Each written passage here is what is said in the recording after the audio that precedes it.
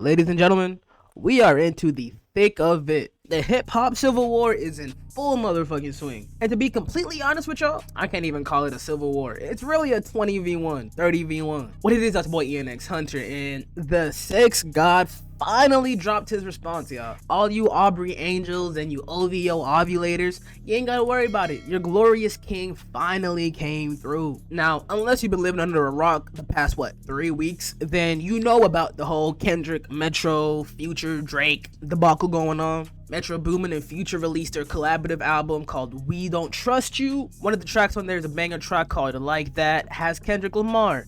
The nigga went stupid on Drake and Cole. Mostly Drake, but either way, K-Dot was coming for next. Pause. No Diddy. And Drizzy finally came along and gave us the response that we really wanted as fans, as hip-hop heads. Not the hot doo-doo water that J. Cole was talking about, not only on his diss, but in his apology? So yeah, the track surfaces on Twitter this afternoon, and my goodness, the bars. Now, I can't play the actual song yet because my ass might get copyrighted for it, but what I will do is tell you a couple of my favorite bars from the track. Backstage in my city, it was friend zone. You ain't never taking no chain off of us. How the fuck you big stepping with a size 7 men's on?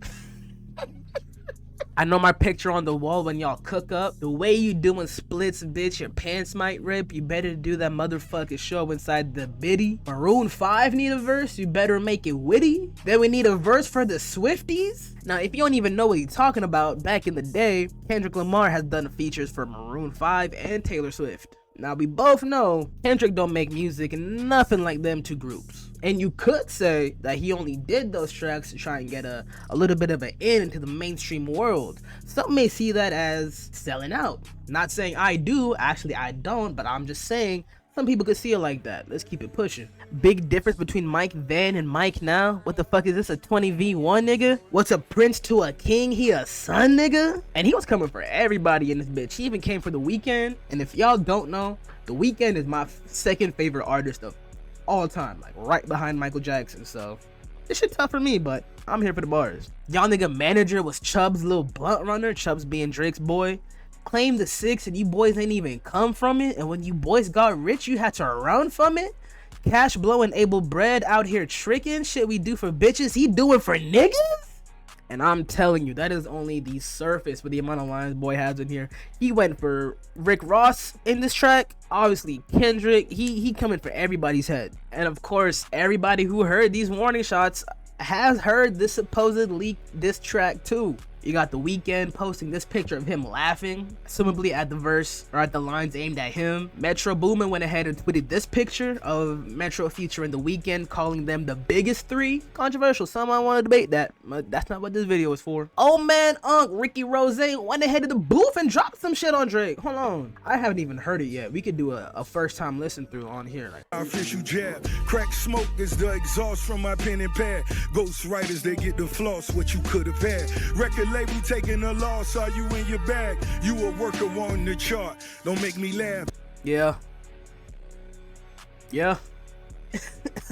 Rose on one, boy. Hey, man, this is so crazy because not even 3, 4, 5 years ago, these were all niggas that you could expect to see on a Drake album as features. You would think that they're cool to a certain extent. But now Metro, Future, Trav, The Weeknd, ASAP, fucking Rick Ross, they all can't tell Drake from a can of paint. They don't know that nigga, they don't fuck with that nigga.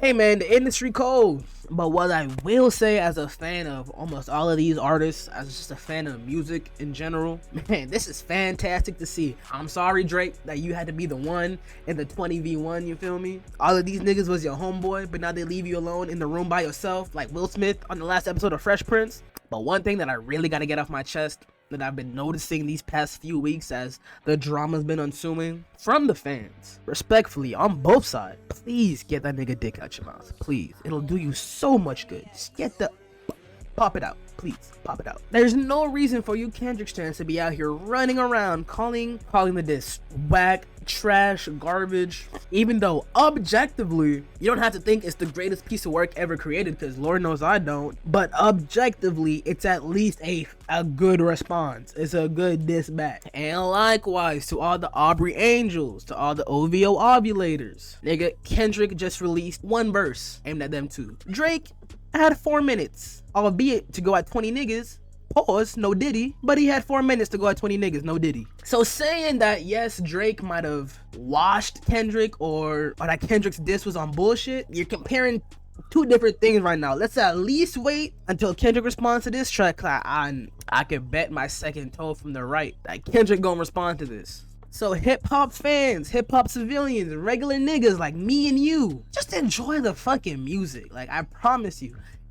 You might already be enjoying this beef. It'll be 10 times better if you just enjoy the music, my nigga. I promise you. But hey, let me know what you think about this Drake diss. I personally think that it's great. It's a good start. It's a very fucking good start. I don't think it's the end of this. I think we might get one more track from K-Dot. We'll see where it goes from there. I mean, there's a lot to discuss around here. I might fuck around and go on a live stream if 1 or 2 niggas will pull up. We can actually really talk about it. But I'm just glad that rap is fucking back, y'all.